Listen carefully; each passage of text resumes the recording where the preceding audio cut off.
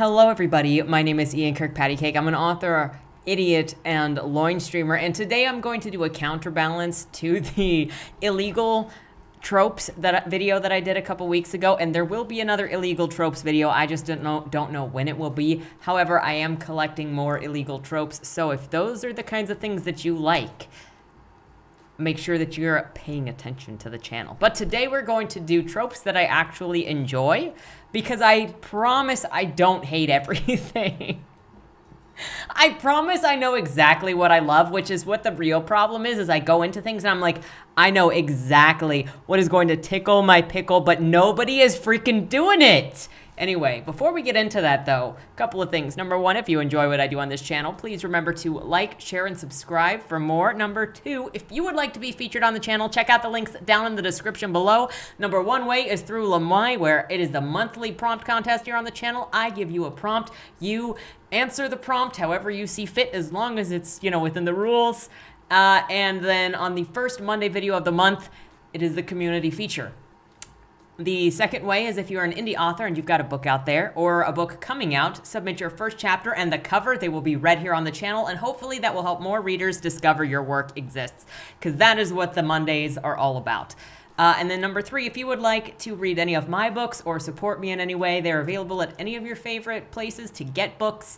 And there are other things to do.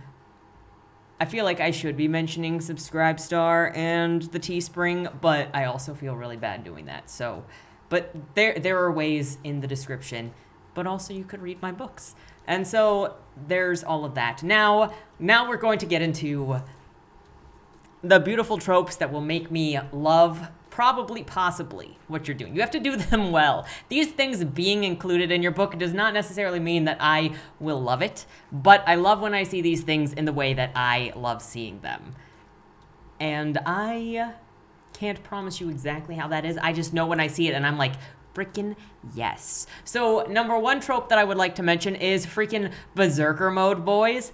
I love a good character build that is like, their person gets hurt, their family gets hurt, and they just launch into berserker mode for either self-defense or defense of others. This often happens with werewolf characters sometimes. It's one of the reasons I knew I was gonna like Malcolm. In I mean, that's not even for other protection, it just is berserker. And then they usually deal with the angst and the guilt of having lost control, and I love that too. But so that's how I knew I was going to like Malcolm and Dracula's Guest.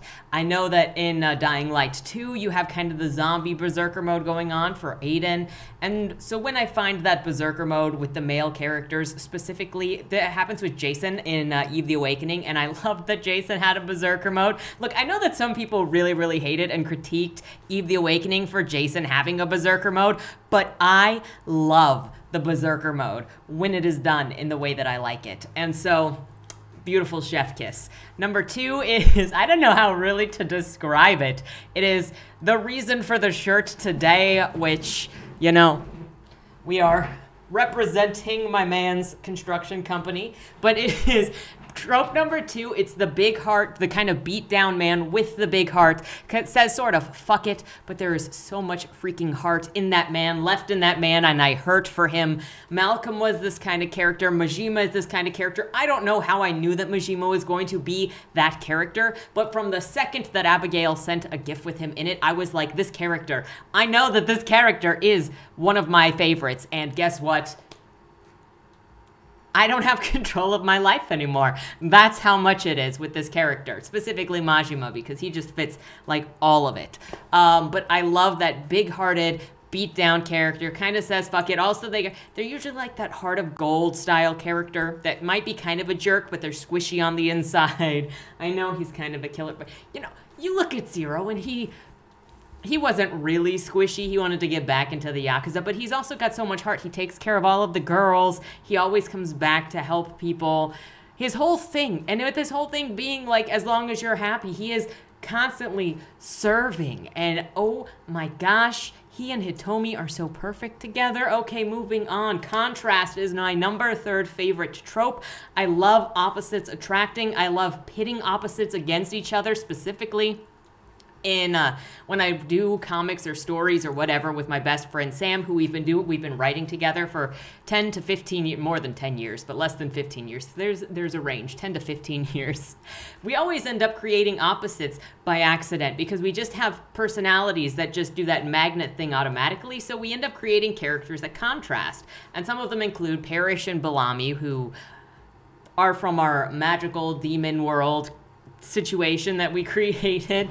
And Bellamy is like a short little witch guy, witch cat boy, who's got also ironically has a light colored scheme to him because he's got white hair. And then Parrish is a demon torturer from hell. And the way that I've set it up is that the torturers are actually slaves to hell. And so he's got a contract to Satan that he was born into slavery, and he is slavery. And the way that they met was that Bellamy was in a cult. He was born into a cult, and he was trying to escape the cult, and he got his hands on the summoning book to summon a demon, and he just wanted to get out of the cult. So when he summoned a demon, it turned out to be Parrish, and Parrish just like wiped the floor with everybody, but they had like love at first sight, and so then Parrish just like fell for this guy. But then Parrish had to go back to hell after the contract was over, and the first chance that Parrish had to get out of hell, he went looking for Bellamy, and eventually tracked Bellamy because they had a blood contract going on because of that summoning, and they are just perfect. Bellamy is this little short thing. Parrish is like this 7-foot tall buff demon guy, and they are absolute opposites. The same also in that story, you've got Malik and Vasile. And Vasile is like a really, really old vampire from the Roman age, and he's very jaded, and I wouldn't say nihilistic. He used to be nihilistic, now he's just old and tired. but he's very pessimistic, and that meets up against Malik, who is an angel, starts out as a fallen angel, waiting for his trial because he fell in love with a human, and angels aren't supposed to feel human emotion. They're warriors. They're supposed to be separate from humans, but he found himself when he was visiting Earth adoring humanity so much that he actually ended up falling in love with a human, and since that kind of breaks his oath to heaven, he got swatted down to go wait for his trial in Earth, so he couldn't become a fallen angel or a broken angel, whatever, a demon, because once you could go into fallen angel by breaking your oath, and then demon by completely rejecting the oath, which there are other demons in this world that are that, and then they're trying to tempt Malik to do that. But Malik remains hopeful and positive and bright and optimistic, and so then you've got Malik and Vasile interacting and affecting one another, and they're another opposites attract with the light and the dark and the positive and the negative, and I love it so much. If you can't tell, I've always got the black and white motif going on right there, right there. Another way is through Cain and Abel, which is my Jeffrey Dahmer-inspired story, where one of them is the passive version of that character, and the one that's sort of just living his life, the one that is socially awkward and doesn't know how to interact, and then Cain is the aggressive part of that personality, is the angry part of that personality. And so you've got that. You've also got, oh my gosh, there are so many, like I could point out so many opposites attracting. Another one of my favorites are the twins that I have with Sam, and they are named Foster and Parker, and they were abused as children by their uncle, and then it was swept under the rug because their parents are political people, and then they were sent off to boarding school to get over the trauma because their parents are assholes.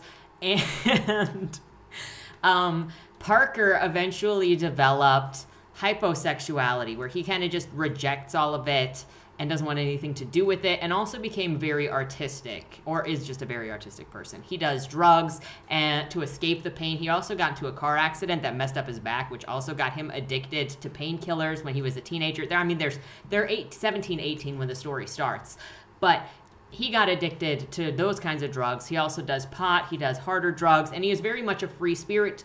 It's where he's got tattoos, he dyed his hair, he's got piercings all over the place. You know, their dad being the politician is like, this guy looks like a troublemaker. So he just, as long as you go and stay out of trouble, don't do whatever, Papa Reed doesn't look at them. But then you've got Foster over here that because of the trauma, instead of becoming hyposexual, he's become hypersexual and is actually a sex addict.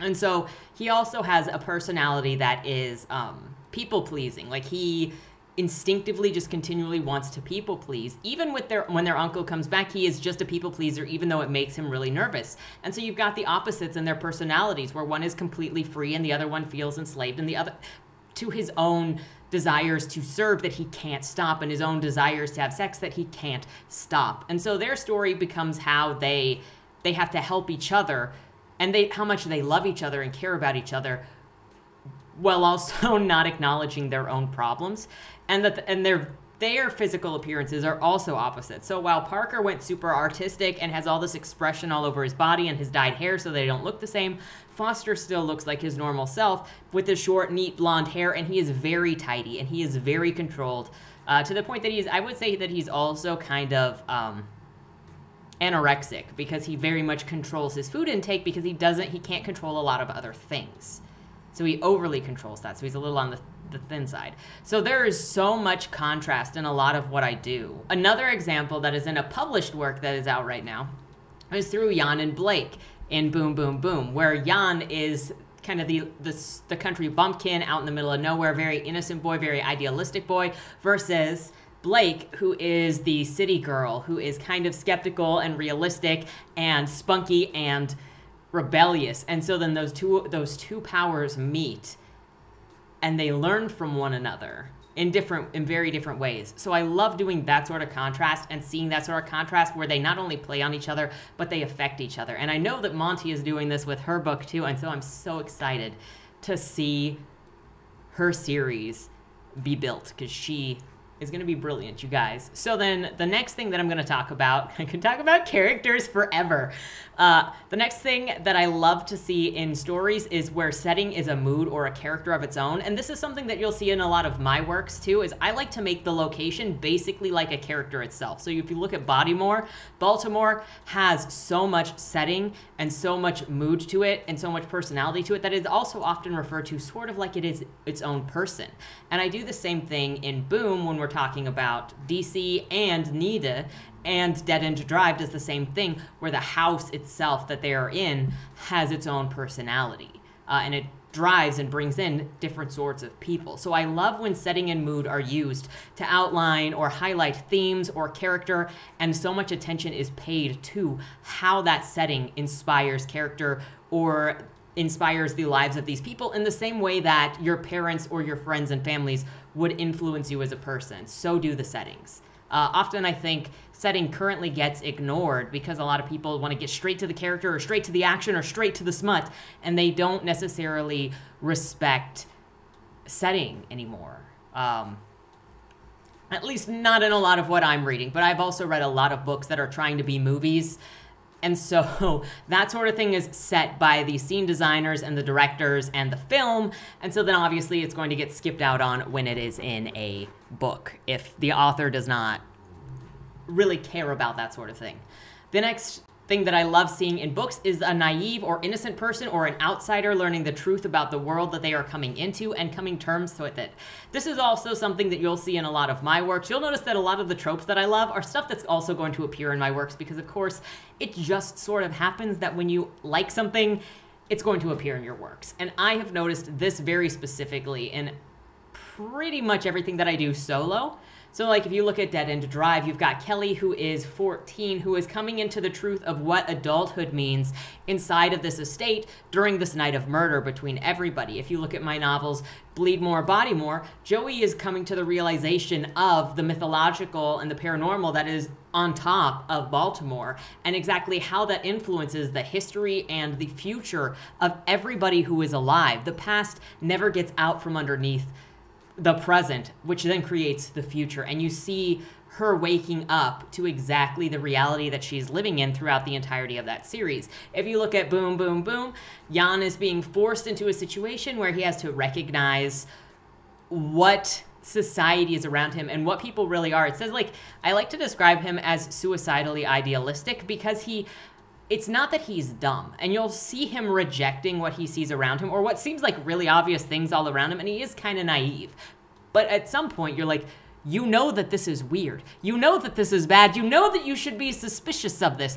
But he wants to believe so desperately in the goodness of people's hearts that people would not take advantage or want to hurt people so commonly and so easily. So there's that rejection. But the story, eventually has him waking up to this is what the government is doing to people, and he has to respond to it. You've got other books that I don't have out yet where, Cain and Abel where Abel eventually at the end of the book has to realize what it is that he did with his own hands while saying it was his brother that did it. Or you've got Creatures Lie here, that is about a journalist who goes into an asylum to chase a story and discovers just how much of his work is lying and how much he has actually lied in the past and how many journalists are really just lying to sell a story. And when he tries to tell the truth, the journalist, the rag that he works for, won't tell the truth because it's against what the other newspapers are doing. And that'll look bad on them. And so I love doing all of this stuff where it becomes a reality. Oh, and then there's Ghost Walks is another easy one that I can reference that I sort of started working on last year, but I didn't get very far with it. And that's just somebody who, Harry, I love Harry. I love Harry Garcia. He's going to be, once I figure out that story, that's going to be a fun story. But he kind of wakes up to discovering that he has powers and that there is something else going on in the city that he lives in. And what his lineage actually is because he was a foster kid. So he doesn't know where he came from or what these powers are or why the world is the way that it is. And he goes from being, you know, kind of a street thief to the most powerful man in the country because of these powers that he discovers. So, and then he starts discovering how the inner workings of all of the secret society works. And at the moment, I'm thinking Nephilim. But that's really all the detail that I can give you since I don't have that fully developed, and I don't want to make promises that I can't fulfill. I also don't want to give too much away before I figure it out. Anyway, the next thing that I love seeing is wholesomeness. There is not enough wholesomeness, but, and I know that I say this, look, Dead End Drive doesn't have that much wholesomeness in it, though I would say Anna and Gavin are pretty cute. Even though they're a family that's slays together, so they're gonna be together forever. Boom, just, I feel like when you put, Boom is so wholesome between like looking at with Jan and his family, looking at Jan and Blake and him doing like little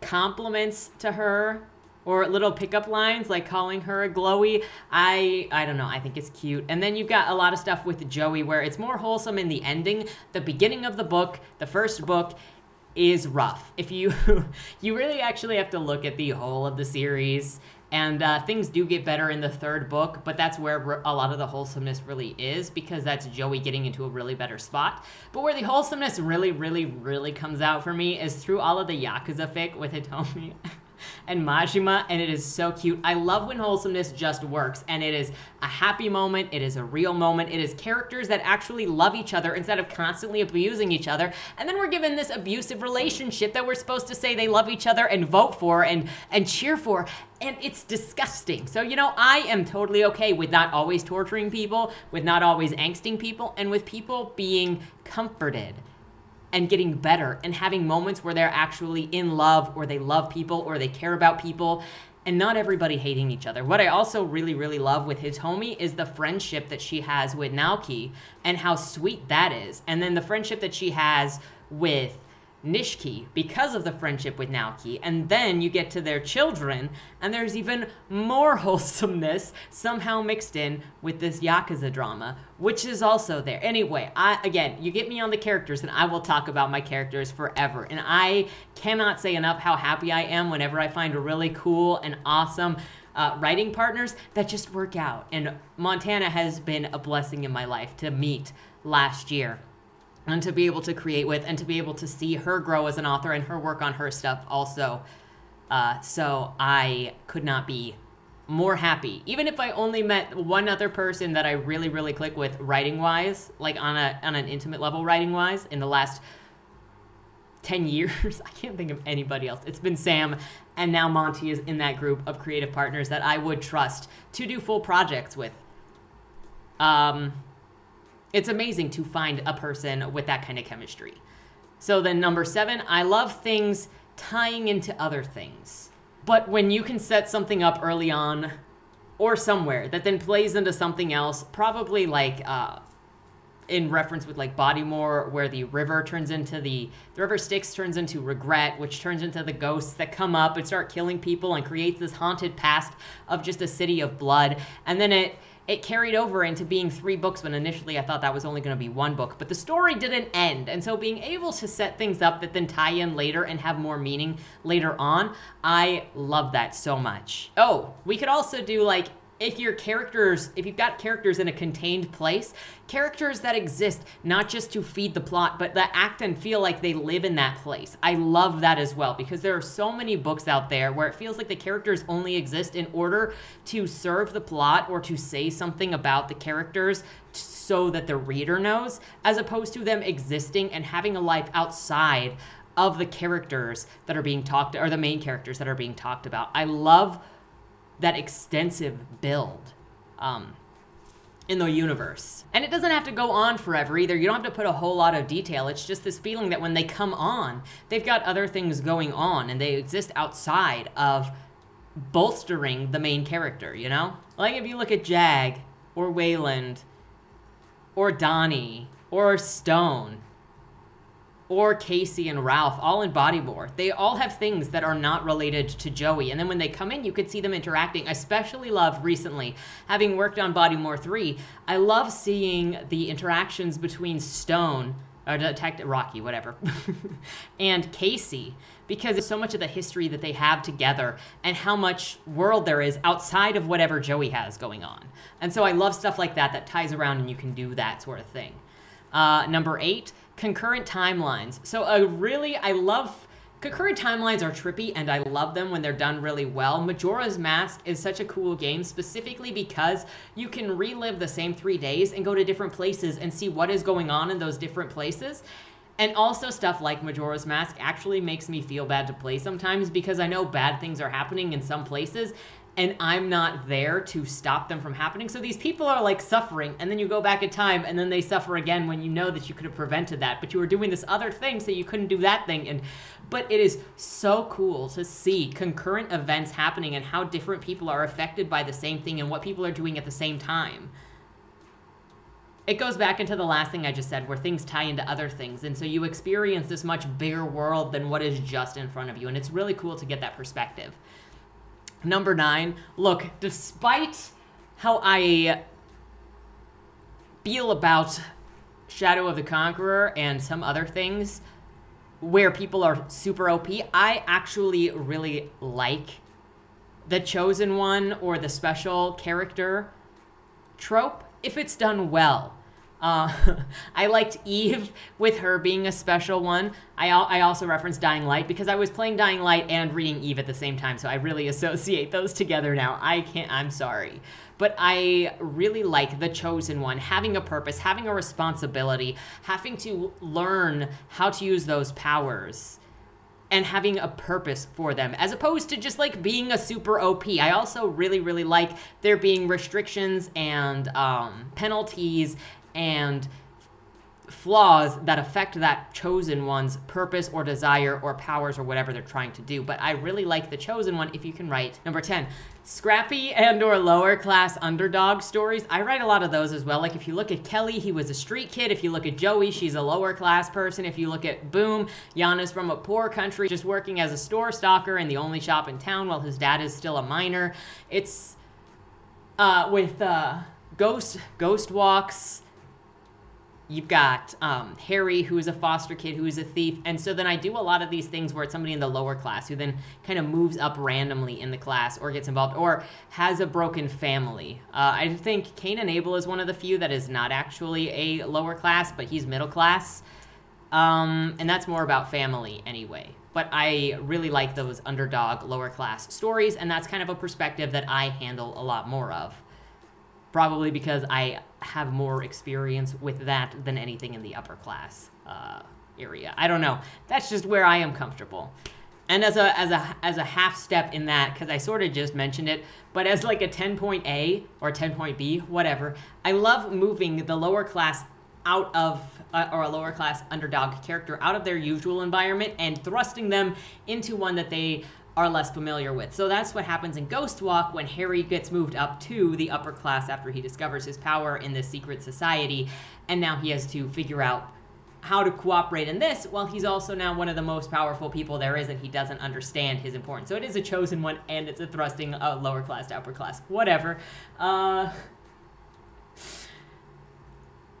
Kelly is taken from being that pet that can't read, that adopted son from the street, and thrust up into masterdom of the house when everybody dies. So I do that a lot as well. And then the 11th thing kind of ties into a sub of the Chosen One character, and I love this so much as well, is give me that super powerful character, but they actually need to rely on others to correct or fill in for their weaknesses. Complementarianism is one of my favorite things. Joey isn't even a super strong character, like physically or with abilities that kind of wipe out everything around her. She's a strong character in that she has a strong point of view, but she is personally weak because of the chip on her shoulder, her inability to trust, the damage, her low self-esteem, her willingness to be self-suicidal for the benefit of others. But she needs other people to fill in for her weaknesses, and that eventually makes her a better person. That challenges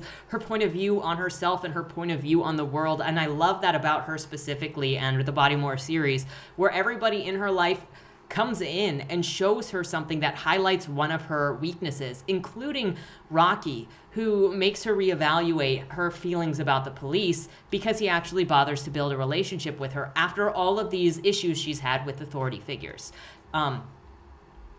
For some examples that are not my own, let's talk about Dalen the Conqueror from Shadow of the Conqueror, because I just finished reading that recently. He is an all-powerful character, legitimately. He gets everything that he freaking possibly wants, and develops powers on the fly as he needs them, including like just yelling at the sky suddenly at the end of the book and developing telekinesis. He is ultimate power to the point that he does not even need forgiveness from the people that he has harmed. He just forgives himself. And I hate that because he is in control of everything. He has the power for everything and nothing is his weakness. And the book tells you that he is in the right because everybody around him is telling him how strong and powerful and wonderful he is and how forgiving he is and all of this stuff when he has done nothing to actually genuinely repent. He is just all powerful and he is forgiven and better because he said so. By comparison, I have two different comparisons. Number one is Eve from Eve the Awakening, which yes, she is more powerful than all the other Chimeras that we're introduced to. I don't think Jenna gets enough credit for Eve the Awakening not being as bad as people say it is, but that's my bias, I suppose. But one thing that I really like about the ending of Eve the Awakening is that Eve actually she's not able to do the climax all by herself. She doesn't beat everybody.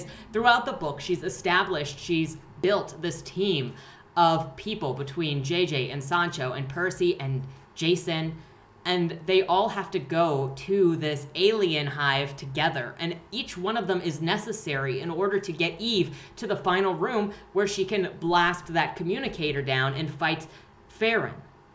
I think that was his name. And then she wipes herself out by overextending herself because even though she is powerful, there are consequences to using her ultimate power. And so then she actually has to rely on not only Jason, but the rest of her team in order to get back to the hospital so that they can help her. And so you don't even just have Jason, the love interest, helping. You get Jason to carry her outside. Percy is the driver. JJ is manipulating the streets, the street lights so that they can move. And Sancho was doing whatever it was that Sancho was doing. But you had them working as an ensemble, and I love that so much when you build this team and you build this community and this relationship. And even though this character is powerful, they aren't all powerful. They need their family, their community, their friends. They need to work together and they fill in each other's gaps and they appreciate each other, and I love that so much. It is the community that makes them stronger. The other example that I want to use, and I hope she doesn't mind because she's still, working on them, so I'm not going to get super into it all, but Montana is working on this story where she's got a super strong dude, but his weakness is an anger issue, and he is paired up against a foil that is a much softer person.